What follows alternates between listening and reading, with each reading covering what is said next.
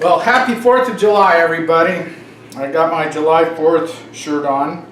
I really like this red, white, blue, and it's got this nice little design on it. You know, so anyhow, it's a very special day.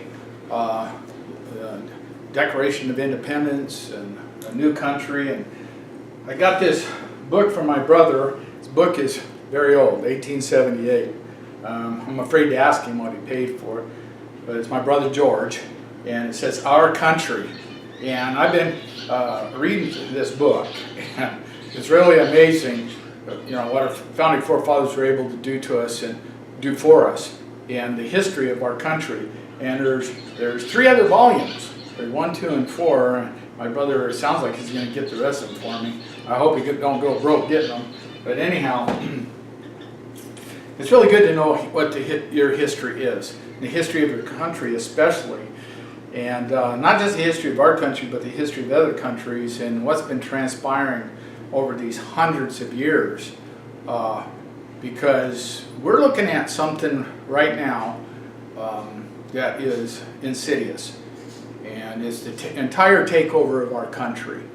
And why people don't see it as clear as they should is amazing to me, because if it looks like a duck, walks like a duck, quacks like a duck, it's a friggin' duck, okay? And we're being taken over. And there's so many indicators that what's happening right now that you can't get away from it.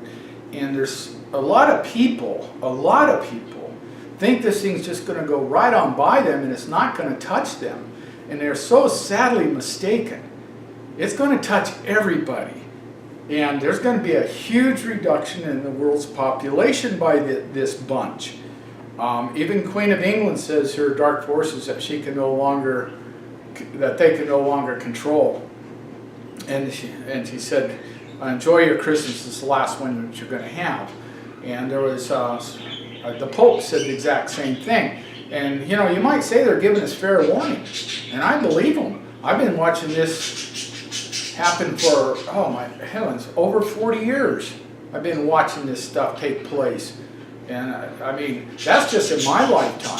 But if you go back in my father's lifetime, my grandfather's lifetime, when all this stuff really started getting going, I mean, it started way before then.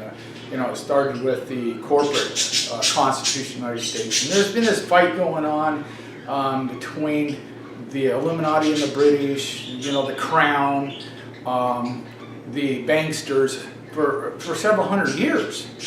And I know it's hard for people to wrap their brains around, because, you know, the average person just wants to enjoy their life. Where these people have this lust for power. It's not so much lust for money, but it's a lust for power. And, you know, they don't have natural human emotions like most people have. Because they will stop at nothing to get that lust for power. And, hang on a second, these parakeets bug me. Shut up. You gotta scare them once in a while. Anyhow, they got this lust for power. And it's reached a point where they realize it's either us or them. That's how bad it's gotten. Because in this information age, everything's been exposed. And this Ponzi scheme can only go on so long. It's either going to be corrected or everything's going to collapse. And there's these predictions that between September and December, we're going to have a total economic collapse. And by the way, this can be averted, and it's a relatively easy thing. However, if the powers that be see that it does get averted and our economy continues to thrive, they're going to look really bad, and everybody's going to catch on and know that they did it. And I just don't see any forgiveness for them in this world, because they've been behind every major war, at least in this country, since the Civil War. You know, the Civil War, when you research it and study it, you realize they were behind that. We've had all these false flags. You know, World War I, the sinking of Lusitania, World War II, invasion of Pearl Harbor, the Vietnam War, everybody in the world knows that the Gulf of Tonkin did not happen.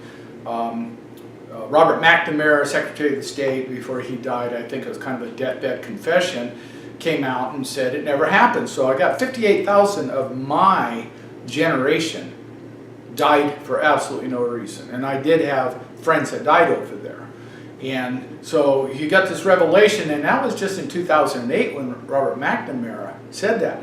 And I'll never forget when he did say it. I about fell over because I was in the draft lottery 2 years in a row. The first year my number was 132 and they drafted up to 128. So obviously I thought I was going to go. And quite honestly, I was petrified. I did not want to go. But out of a sense of duty, I had planned on going. I didn't go to college. Probably no college taking me anyhow. But I did not enlist. You know, I did not find a way out. I wasn't going to go to Canada. I was going to go and fight for my country. Little did I realize at the time how stupid that really was. And the protesters, the Vietnam War protesters, were the true heroes. And I can remember in 1974, after the Vietnam War was over, where Muhammad Ali, the great boxer Muhammad Ali, you know, his original name was Cassius Clay. Well, he came back to the United States and he wanted to box, but he'd been stripped of his boxing license. You need a license to go punch somebody. Give me a break. And he got some lawyers, and they won on the grounds. He won on the grounds that the war was unconstitutional. Wow! And you know, I remember reading that in the paper, and he got his boxing license back. I was like, holy cow!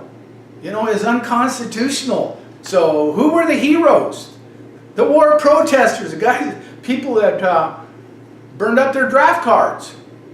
You know, and you know, my dad, he was a highly decorated man from World War II, and he knew after he got back out of the war, he knew there were some real problems. He served in the South Pacific, Leyte, Luzon, and Corregidor. There's a movie called The Thin Red Line that everybody should watch. That was what my dad was involved with.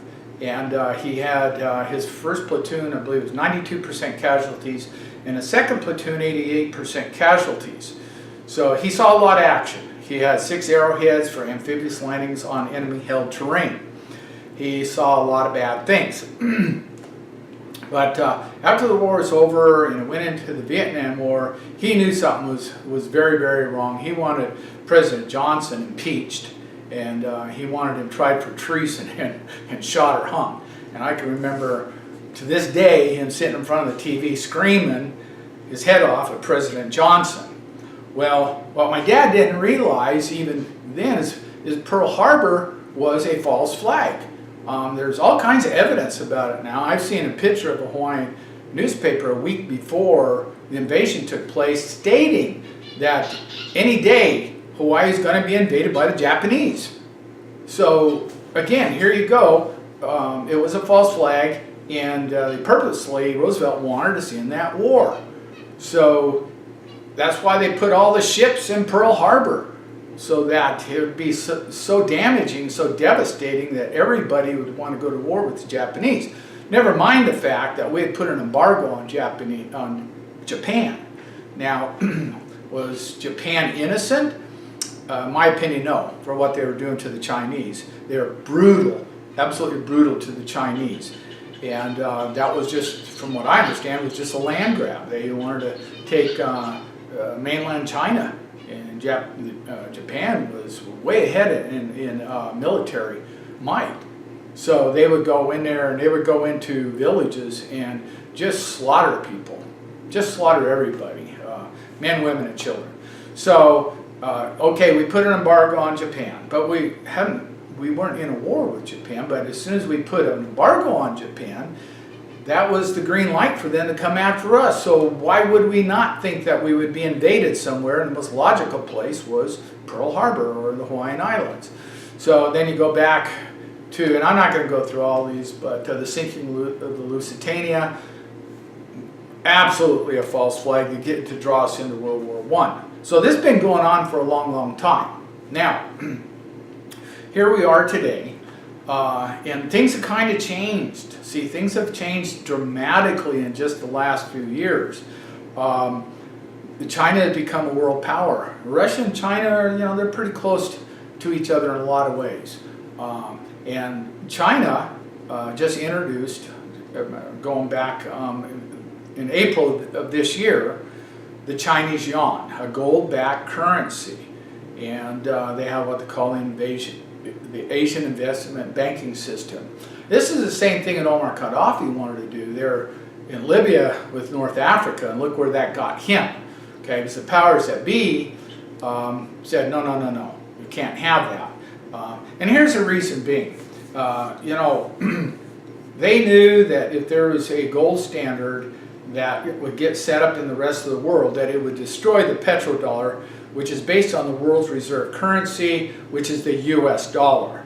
When that happens, see, the US dollar is just paper. They try to tie it to oil, okay, to give it some real value.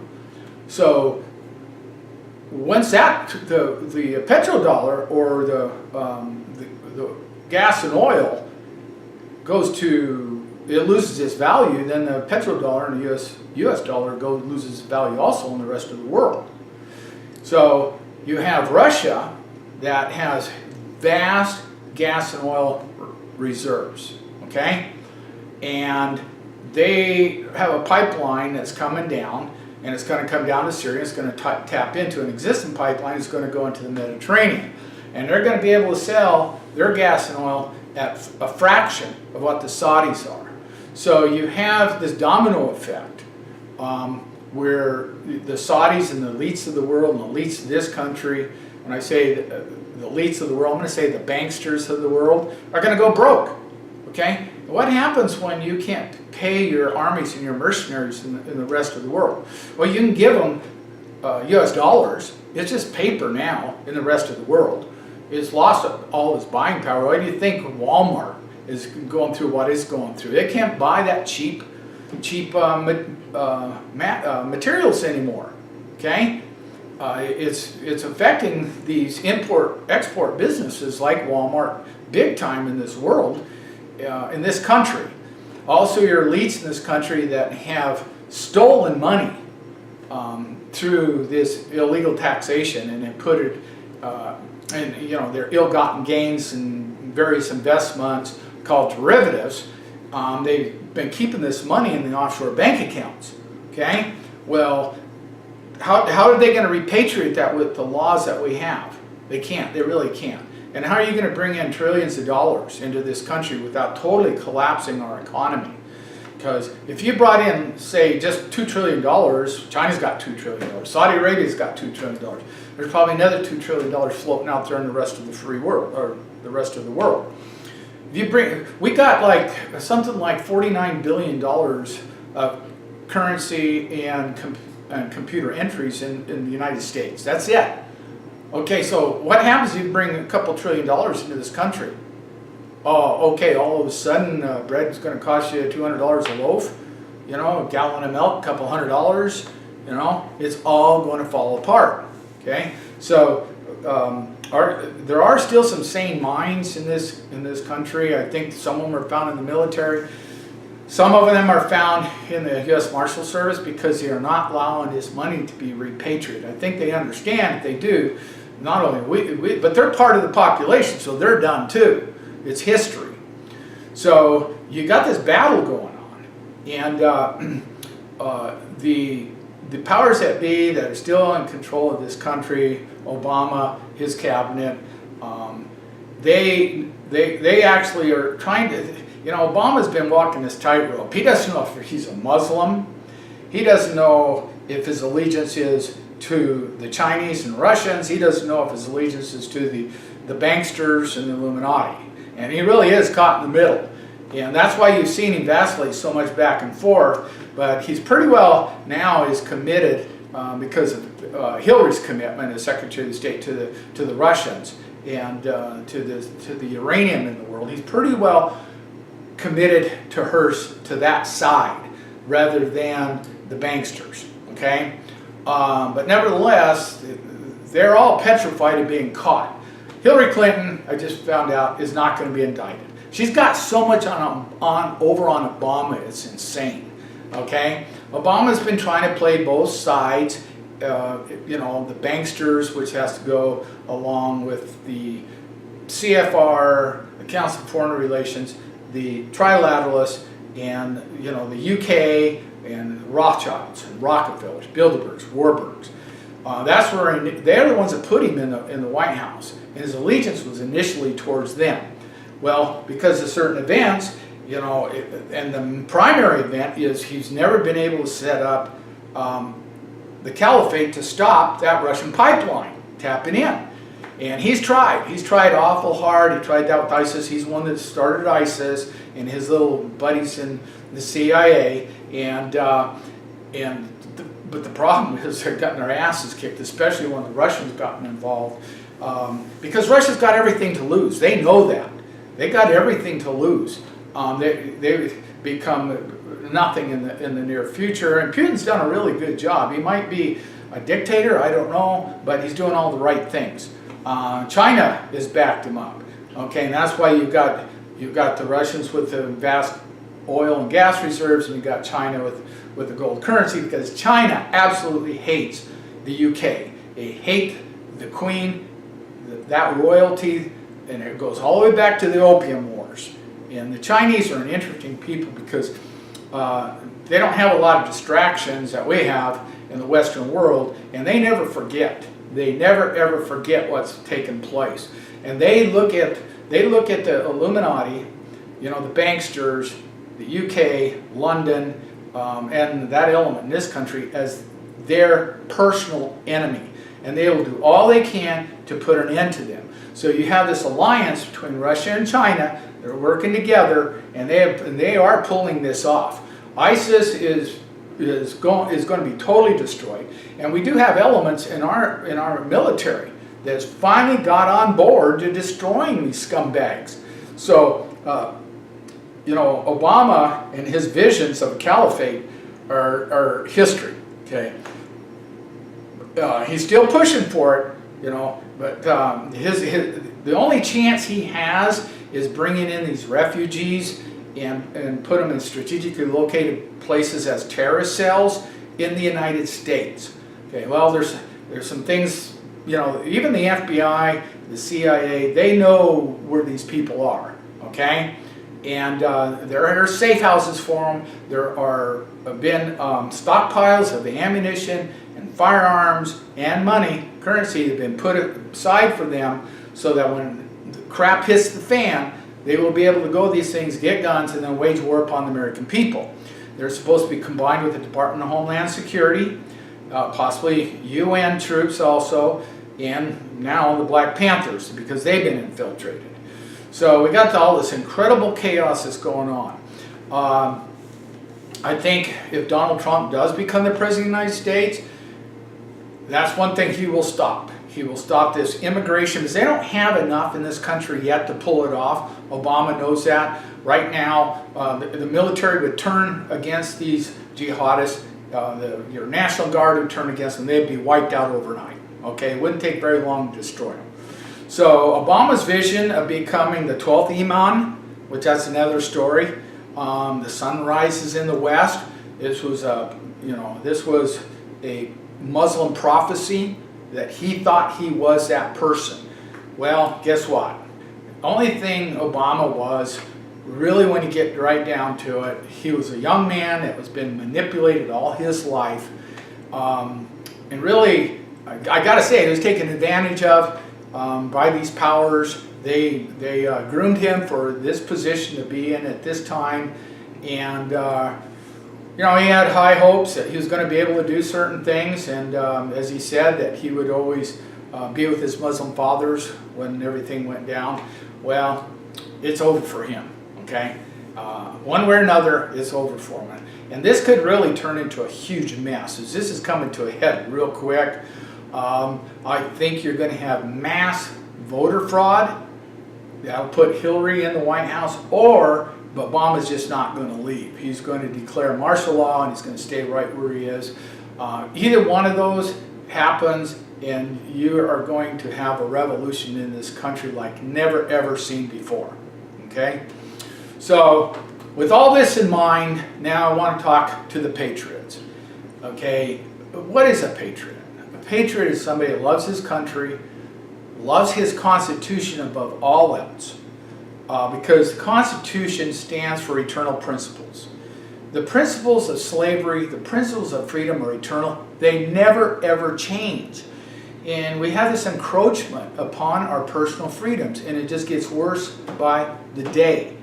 And if we don't do something about it, it's not going to be much longer, because before we're all in the concentration camps, FEMA camps, whatever you want to call them, if we go along with this. And that's what kind of amazes me.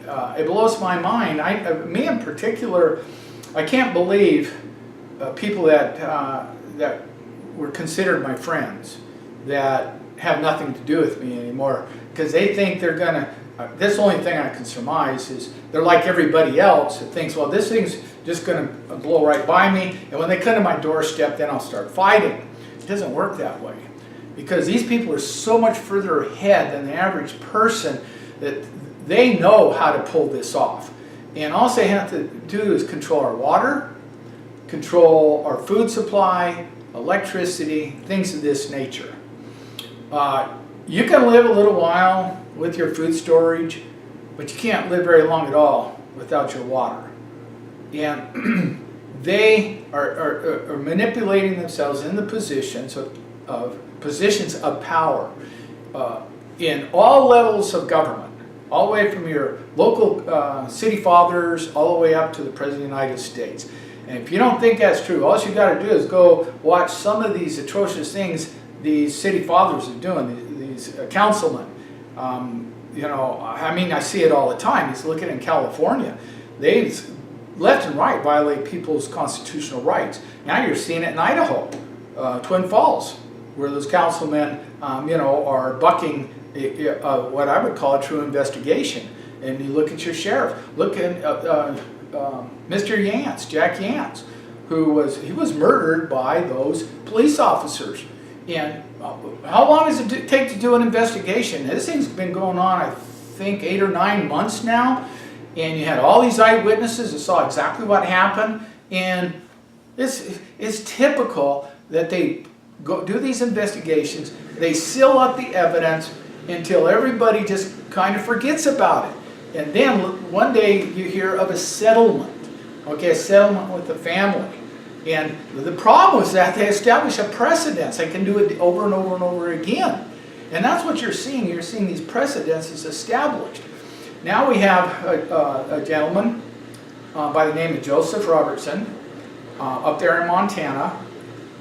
This man has a couple hundred acres. He's a 77-year-old veteran. He's been a member of the volunteer firefighting crew. He's been a wonderful credit to society, you know, a wonderful neighbor, and he works with his neighbors to help stop fires. And one of the things that he did, because of the drought and the dry conditions and these bad fires they had, is he built this, from what I understand, it's a series of small ponds on his property. Now, mind you, this is his property. And so the EPA comes in, files criminal charges against him. They manufactured evidence. He was tried in a federal court with a federal judge, with a federal prosecuting attorney and a federal defense attorney, just like Dwight Hammond. The prosecution and the defense ignored evidence. They intentionally ignored evidence, just like Dwight and Stephen Hammond. Okay? How in the world can anybody imagine that you will get justice out of that situation? Well, you know, you got to pick your battles. And this is what I'm telling the people, the patriots. You got to pick your battles. And you got to make an example with these battles, and you got to get the information out there. And this is one that I truly believe that we need to get behind. Now, we have the PPN, 3%ers. We have the Montana militia up there. And I'm calling upon them and the Oath Keepers. You guys just can't sit back and not do anything with this. This is in your backyard. You will be next. You know, if we can't defend a man like this, who is standing firmly on constitutional grounds, he's got the moral high ground completely, okay? He is helpless in this situation against the federal government. If we can't defend him, we have no right to expect anybody to defend us, okay? And we are no better than the people that are doing this to him, because silence is complicity. We become complicit with these crimes, and we're violating one of God's greatest commandments, to love your fellow man as yourself. You esteem your fellow man as yourself. If you were in that position, everybody needs to put themselves in that position of that man. Okay? This is going to destroy him. He's looking at 15 years in prison and the loss of all of his property. Okay? So, in other words, this is a death sentence. Put yourself in that man's position. Would you not pray, want others to come to your defense? Would you not want that? Okay? Absolutely you'd want that. Why is this stuff going on in this country? Why is it going on in the West so much more than other places? Because this administration needs all of that property, all that land in the West, okay, as collateral. It's that simple. Hillary Clinton is going to get, it's probably billions of dollars from what she's doing there in Oregon, okay? But it's collateral for, if nothing else, to get back in the economic game with, say, the Chinese and the Russians, for this administration and elites in this country. They can forget about the world banksters, but I'll tell you what, the elites in this country and this administration are going to be far, far worse, because they got to control this population. In order to take over all these lands, to institute Agenda 21, to control all the sheriffs, the constitutional sheriffs, they have got to come down like a hammer. And if you think, and when I say you, I'm speaking of the patriots, the constitutionalists, Tea Partiers, militia groups, if you think you can sit back and pretend this is not going to touch you, you are insane. And the worst part about it is you're going to see your families destroyed. You will see them suffer, bleed, and die. Okay? If we don't do something, that's what we are going to see. Make no mistake about it. You know, get over your Stockholm Syndrome. You know, you got to wrap your mind around what's going on. And it's not rocket science. I mean, I've been preaching this stuff for like at least the last 5 years on, you know, videos and YouTube and Facebook and things like that. Lieutenant Colonel Roy Potter and I, we did a series of YouTube clips going back now approaching 3 years, where I explain this in detail, and so much more has happened since then. You know, and like I say, it's not like I'm somebody special. Just a little bit of research and, you know, getting away from the boob tube, getting away from your stupid sports. Just a little bit of research. Anybody could see what was happening. Okay? Anybody could. Well, here we are. Now we're at a crossroads that, I mean, I saw it coming a long time ago, and I see it now, and this is do or die. This is do or die. And for me, for one, I'd rather give my life trying to preserve liberty and freedom for my loved ones, you know, than to be alive and see them slaughtered. Okay, that's your choice. That is your choice. And here's the other thing that comes back if you don't do anything. Here's the other thing that comes back on your legacy as an American, as a father and grandfather. If any of your descendants do survive this, you know what they're going to remember about you? You did nothing. You did nothing. And you were living in the information age. And you ignored what was going on. Wow. Wow, wow, wow. You know, how embarrassing would that be to know that our grandfather, our parents, could have stopped this. But now we are slaves. You know, all you have to do is see what the other side's doing. You know, you've got the Talmud, you've got ISIS, you've got the Bohemian Grove with the Illuminati. That is their mindset. That's what they believe in. You know, they believe in raping children. They believe in human sacrifice, in children human sacrifice. They believe in torture. They don't have one good quality of saving grace. Nothing. These are the most degenerate animals that has ever existed, and they will be the ones that are in control. And those are the ones that's going to be, you're going to leave your families too if you don't do something. So I'm calling you all out. Look me in the eye. I'm calling you all out. Okay?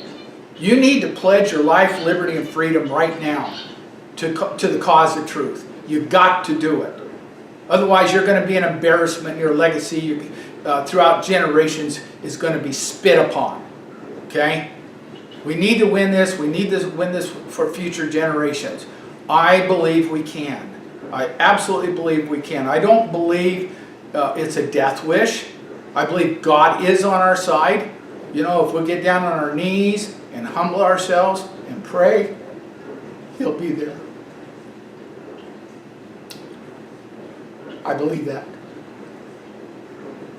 And we got a lot of people that sacrifice a lot that if we don't, we're letting down. We got patriots in prison right now, and they're hanging tough. The majority of them are hanging tough. You know, we owe something to them also. You know, Lavoy Finicum, we owe something to him to finish what he started. You know, he gave his all. He gave everything that he had for the cause of freedom. And I, for one, refuse to insult that man or his family by not standing up and saying something. Okay? Let's do it. Are you with me? Are you with me? Are you with God? Let's do it. God bless you. God bless America. Happy 4th of July.